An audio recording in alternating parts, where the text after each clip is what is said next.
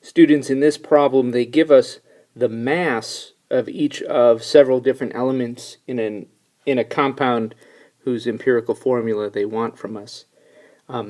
What's different about question 4 as compared to the previous question, question 3, is that they're giving us the mass directly of each of the elements.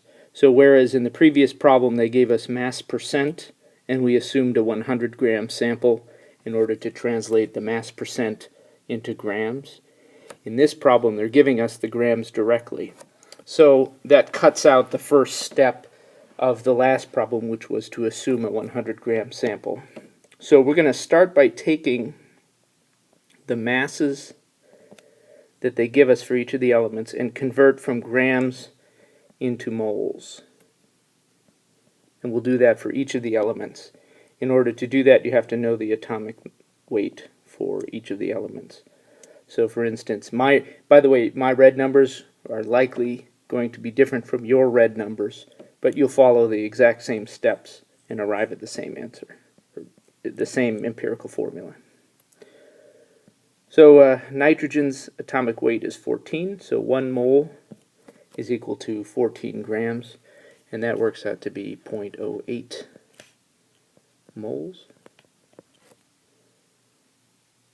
For hydrogen, 0.161 grams is the number they gave me. So for every 1 mole of hydrogen, the atomic weight of hydrogen is just 1. So you get 0.161 moles of hydrogen. For carbon, 0.48 grams, and we'll divide that by 12, the atomic weight for carbon, and I get 0.04. And then lastly, for the oxygen, they gave me 0.64 grams, so I'll take 1 mole over 16 grams, and I also get 0.04 moles of oxygen. After converting from grams into moles, the next step is to write a provisional formula that includes decimals in the subscripts.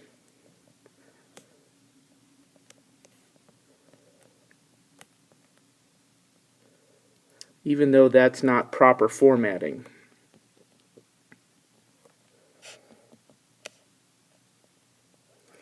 We're going to just take the number of moles of each element that we had computed and just write it down as though it were the subscript in this formula. So for nitrogen we said that there was 0.08 moles, for hydrogen 0.161, for carbon 0.04, and for oxygen 0.04.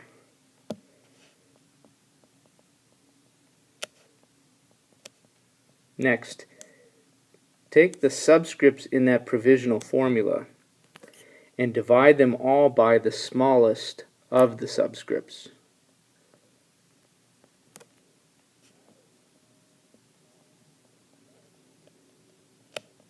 And after doing that, look for ratios that emerge which are whole numbers in the easier cases, or we will encounter problems which include ratios after dividing by the smallest subscript that results in a half. So like 1.5, for instance, would be 3 halves. 1.33 would be 4/3. So halves, thirds, or even fourths sometimes. I've never seen anything besides a half, a third, or a fourth as part of the subscript that they want you to consider. So in this case we've got subscripts of 0.08, 0.161, 0.04, and 0.04. We have a tie for the smallest. Both carbon and oxygen have subscripts of 0.04.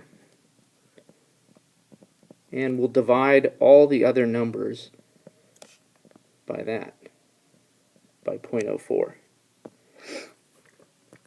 And we'll get, by definition, you'll get exactly 1 when you divide 0.04 by itself. 0.16 divided by 0.04 is 4, that's a whole number ratio, and 0.08 divided by 0.04 is 2. So then all we need to do, now that we've neatened up that provisional formula, is write the results after dividing. And usually, though it's not a super big deal if you forget this, but you usually don't write subscripts 1. So if the subscript for carbon and oxygen in this case is 1, you would just write the formula without that.